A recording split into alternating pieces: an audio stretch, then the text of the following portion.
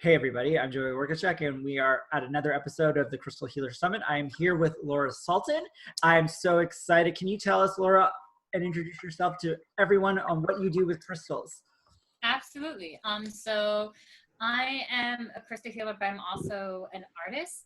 So I kind of work through healing in the way of like I help people often find the stones they need, or they may message me with like, "Hey, I feel this way," and I'll ask maybe 2 or 3 follow-ups so I can create something that helps them. I do some mentoring. It's not my focus. I'm a very hands-on person. We're actually in the middle of my studio, so all that is stones and metal. And this goes a whole wall over. And over here is some pieces and orders and things like that.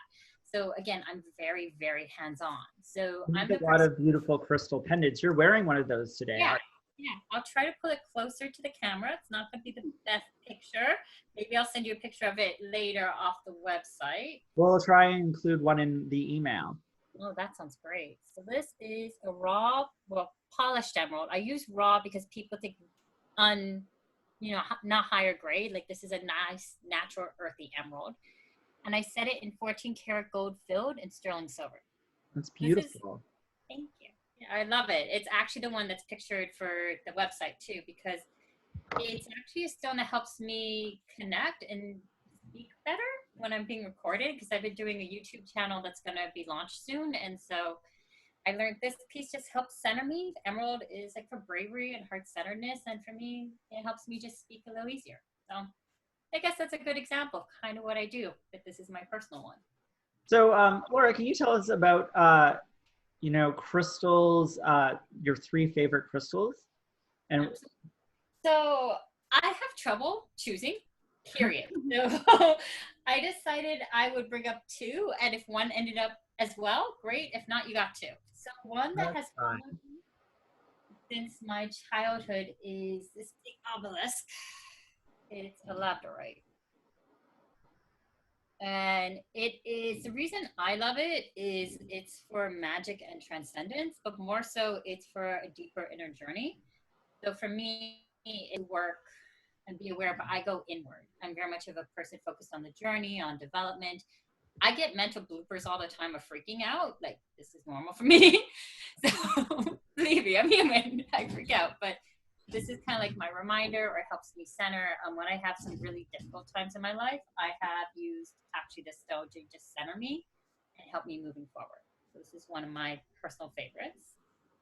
And the other, I actually have as a favorite because I think it's an underappreciated stone with a really cool history. It's just lapis lazuli. That's beautiful. Yeah, it has gold flecks in it, which is actually pyrite. And most lapis these days come from Afghanistan, which is an interesting side story we could get into. But it's Mhm. underappreciated because people see it and they say it's beautiful, but they don't actually give the time to sit and try to vibrate with it and Mhm. understand it. It's a And stone. lapis is a matrix stone. It has sodalite, calcite, and pyrite in it. You got it. So it's a mixture to help people, but you have to sit with something to understand it. So it's become a favorite. It's like my personal crusade to make people appreciate some stones more, and lapis became one of them. So Um, we get a lot of questions from people asking what are crystals energetically do you recommend for children and what are safe for kids? yeah. So what I'm going to say is not safe at the very beginning. Please do not give kids selenite, um, kyanite, anything that you can see layers in it that easily breaks. Do not hand it to a kid. It's just a safety precaution. You just don't. They may be pretty, but selenite's shined up. It's beautiful. It's still not safe. It's easier to break. That's I've actually, gotten so many selenite splinters. yeah, exactly. You see exactly what I'm talking about. It's just part of the nature of selenite. Beautiful and breakable. So avoid that. I actually would say avoid anything that's like this here. This is just an obsidian, but it's been an arrowhead. It's made into a Super shape. sharp. Oh my goodness, it's glistening. It's so sharp. Yeah. Don't hand kids arrowheads, please.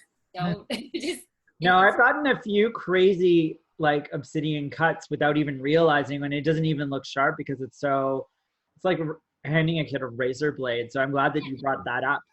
yeah. So I guess first to me is always safety, and to follow it up is most of the stones I'm going to show you today are tumbled. If you buy a kit of stone, make sure it's tumbled. This is just a tumbled rose quartz, but you see it's smooth. Yes. I could put this like when my son was very young, because I believe he has a lot of the more sensitive parts that people who do crystal healing have. I actually bought snowflake obsidian and I put it around his crib to protect him. They were hidden under the crib. Later, when he needed just regular obsidian in his like developments and dreams. I could sometimes hear and listen to things. I got only completely polished obsidian, no cracks, no breaks. Yeah, that's good. You can use it, but you have to be careful. And I check those obsidians because, again, like you said, you can cut yourself. No, I super agree. I think that's really wonderful that tumbles are the safest for children. And I like that your tumble was larger. Yes, that's a big thing. Every stone I'm going to show you right now is larger. So I guess with that, we could go back to the 4 stones I chose. So I should have grabbed it. I'll see if I can grab it at the end. I've actually made baby bracelets before. I do. Yes, I've seen your bracelets. They're so beautiful. And that's why we were asking you about kids, crystals and kids. Yeah, it's only by custom, actually. Someone has to contact me because I want to talk to them about the safety of a baby wearing bracelets before I ever make one. So if you're watching this and you're interested in getting a bracelet for your child or a necklace, you will have to go through my contact me page. I don't have them up on my website because it's a safety matter. I want to make sure you understand. So for example, even the amber necklaces people love giving as teething necklaces, don't let a child sleep in it. It becomes safety. No, I really agree. And I've always appreciated your concern and your protocols for safety when it comes to crystals and children. And that's why we're speaking with you today. It's always loved your air of caution, but understanding the benefits that crystals have for children. Yeah, and you don't need something on all the time for it to have a benefit. So like, for example, going back to my emerald, I wear it when I'm doing videos specifically. It just helps center and calm me. It benefits me, but I don't need it all the time. Same for a child. If you give a baby a bracelet, just have them wearing it when you're around them. It's going to make them better, but they don't need to sleep on it. They don't need it all the time. Because when something affects you, it just affects you. So anyways, let's get into the stones. So the easiest one, the basic for anyone is always rose quartz. So that's why I chose it. So here are 2 nice big rose quartzes. My son actually chose them. I gave him the bags today. My son is 3. My bags are down over here. I grabbed him like choose 2 of each of the stones I'm about to show. And he actually chose the stones. So I thought that'd be a nice little touch. So that is amazing. Yeah. But these are nice and polished. And the reason I choose rose quartz, it's just like a warm hug. It's just compassion, a little softness, a little security. And any person often needs that. But when it comes to children, because they're functioning much more on an innate level, they have to watch our facial expressions, read our body language. They come in here, and if you even give them a look the wrong way, they're going to read that 5 ways, and it may have nothing to do with them. So often just having the nice little softness helps calm that a bit so they don't feel, oh no, it may be me, which is always the response of almost any child who's under a teenage. It's this innate response we're taught. So that's why I chose rose quartz. It's just to help give a little softness, a little calm, because life is going to have the little edges or the unintended. So that's the reason. Very true. I did choose 4. So the second one is Moonstone, but I'm being very specific. I chose Flash Blue Moonstone. I also call it Natural Moonstone. The reason is Rainbow Moonstone is labradorite, which is the big obelisk I showed. We don't want a variation of labradorite around any kid that's like under 7 without like some mentor helping them through it. So you have to choose the cream moonstone. You can choose the black or the peach, but that's when you need to talk to someone to see more what you need. But the cream moonstone that kind of has like the blue flashes, those are the ones that will kind of help give the idea of nurturing and mother, feminine energy. And since kids are born out of a woman, and this is kind of what they know innately, it helps us, again, adding that softness so the emotions can be explored and expressed, which is That's really beautiful. No, I like that you made the definition between the cream and the rainbow, and how people kind of sometimes gravitate towards the rainbow and forget that it is a part of labradorite feldspar. Yes, no, that's so true. Thank you for sharing that. No problem. So these are nice for that. The next stone is the one I usually recommend the most frequently because usually if I have someone asking about kid, they're colicky, they can't express themselves. A child is learning to express themselves. As adults, we're learning to express ourselves. So Yeah, imagine, generally every day. exactly. So imagine someone that's like, knee high, really tall. My son, if he walked, would be probably around right down here. And he's trying to use words. He's 3, but he can't do it yet. Teenagers run into this. This is not an uncommon trait. But when you're really young, it's harder. You haven't been taught the grammar and the vocab yet. So what this is blue lace agate. Oh, it's so beautiful. Those illustrations are gorgeous. Yeah. And I have a tumbled piece, and I actually chose a geode piece just to show. Again, do not put this in a crib. You could have it on a windowsill of an older kid who won't, put it in their mouth. Yeah, no, that's gorgeous. Yeah. And blue lace agate is a base of chalcedony because of the agate. So you have your calming vibes. Again, you're noticing the theme of calming going through a lot of this because there's so much input going into a child's mind. And then you have communication. So they can communicate how they feel, which will help. Like if you have a kid that seems frustrated and they may have 100 ways of showing it. I'm generally frustrated. Maybe you should be putting this around some places for you too. Oh, like, yeah, no, for no kidding. But yeah, that makes a lot of sense. I really love the vibes of Blue Lace Agate because it really kind of helps to trigger listening. Yeah. And on both avenues of the child and the parent. So those are beautiful crystals that you selected to share with us today. There's one more. I'm going to quickly. Is that cool? Do you have That's time? fine. Go ahead. Awesome. So the last one. So yes, blue lace agate's number 1, by the way, for me personally in all those. But the last is just general amethyst because so many people have it around the house. It's an easy one. And again, it's just to connect to your higher guides. For your child, it's just to learn to connect to his higher guides. It's a bit of protection. It's a bit of stress release. It's not that it's specific to kids. It's that it's just a really good one, general one to have. And it's useful if you just know your child needs to chill, but you can't get them to chill. And you don't have blue lace agate maybe on hand or the moonstone. But you may have amethyst. So that's what it's just shows. That's it. Oh, it's amazing. Well, thank you so much for sharing that about kids. I really love your pixie cut. that kind of brings me to my next question. Can you share with us some crystals for connecting to fairy realms, Laura? So, absolutely. You may have to see me run around my studio because I don't have that as prepped as everything else. But we'll start it off with I thought would be nice with some fairy wings.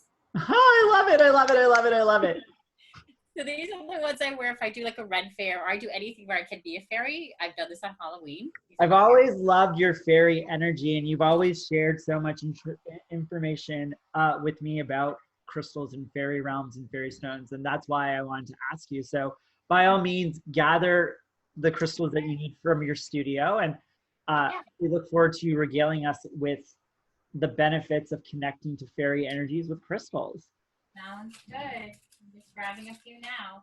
And you get to kind of see where all my stones are too, which is kind of, I think, a different. You have a really great organized studio. I think that you are an amazing organized person when it comes to crystals. And I think that it's very important that when you start getting into crystals or even starting a crystal business, that you have to be organized. I have all my crystals organized in boxes and in trays and in containers, because if you don't organize your crystals by type and color and shape and structure, it kind of becomes a big mess, and you spend half your time looking for the crystals that you need.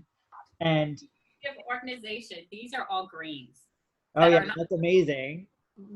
That's one of the things that I've always really admired about you, Laura, is that you've always been so organized when it comes to your crystals, and you keep such an organized workspace. And if you look at your studio, the people who are watching this, she's got everything organized to the point where she's got all her metals, all her wires, all her crystals, all set up by color and shape. It makes things super easy, but it shows the order and structure that's what works for crystals. It keeps things harmonious. Yes, that's very important. That's huge. Because if you don't keep it harmonious, you'll be cleansing almost every hour on the hour. You need to The crystal interactions become really kind of chaotic. yeah. And it's always so lovely to see people who work with crystals have really organized space because they're responding to that crystal symmetry and that organizational pattern that crystals kind of thrive in, of things being organized. That's true. What's funny is I actually have one of my employees is like her strength is organization on purpose. Because I get so busy, I don't have time to do it often. And if you look at my desk, you'll see more chaos than what you see behind me. It's true. I'm running, often moving. I mean, I am a parent. If I open the door, the 3-year-old's running in. Literally, I'm sure of it. So it's having help when you need it. So I saw that I needed it.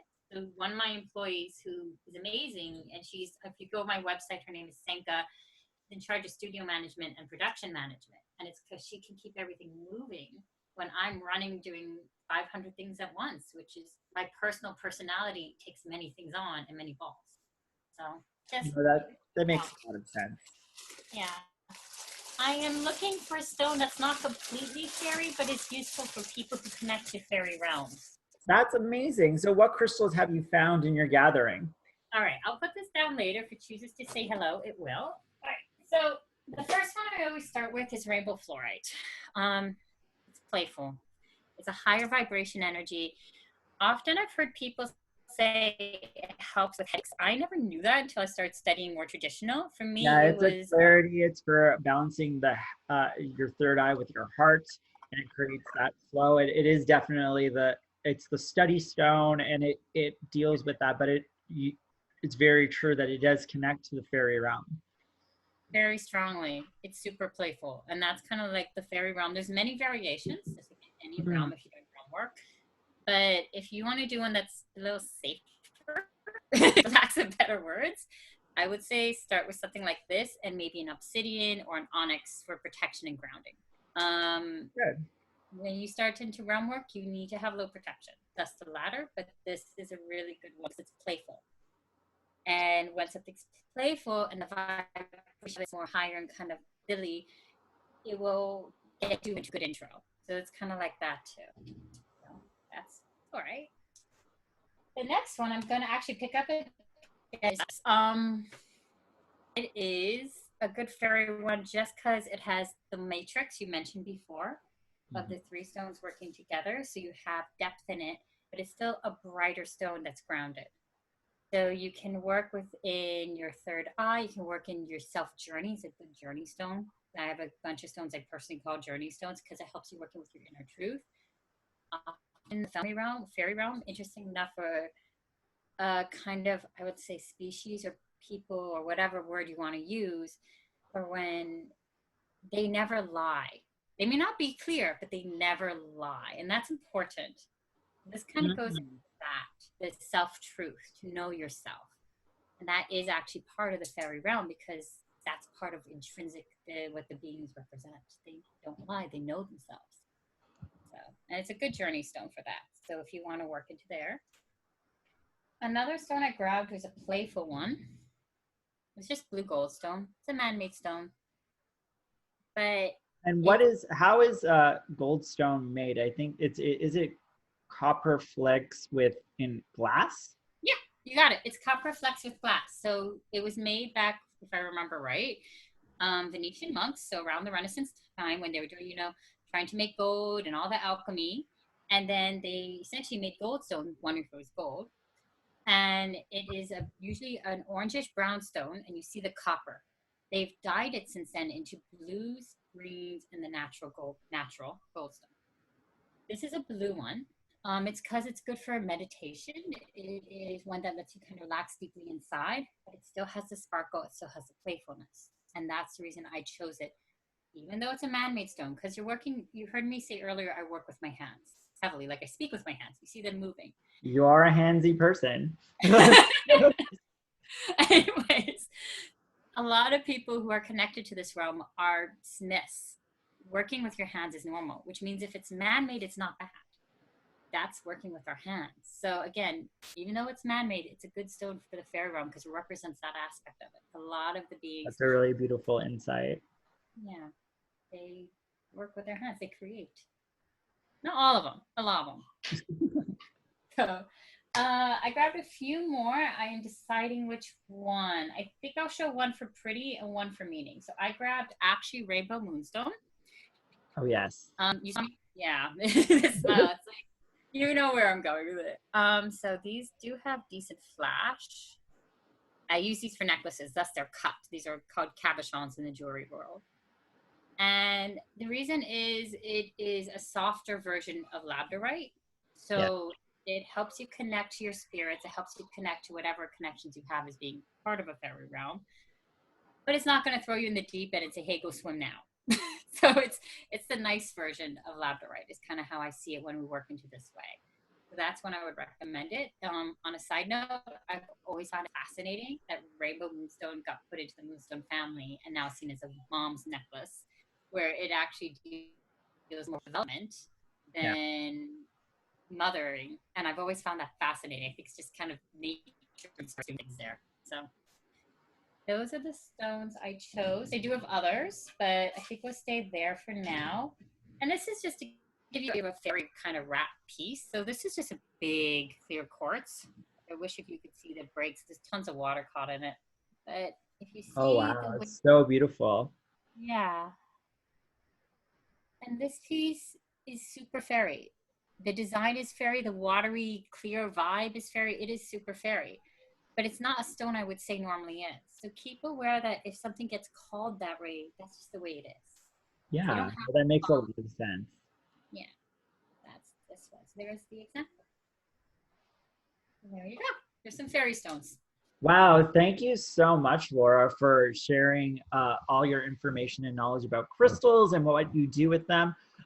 For those who are interested in finding out more about you and accessing your website, a link is going to be available in the email.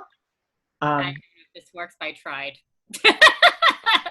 That's my logo. Look for the logo on the website. Amazing. And we're going to include a link in the email where this video, where people are watching it during the Crystal Healer Summit. It's been a wonderful pleasure talking with you, Laura, and I look forward to talking to you again soon. Thank you. Bye.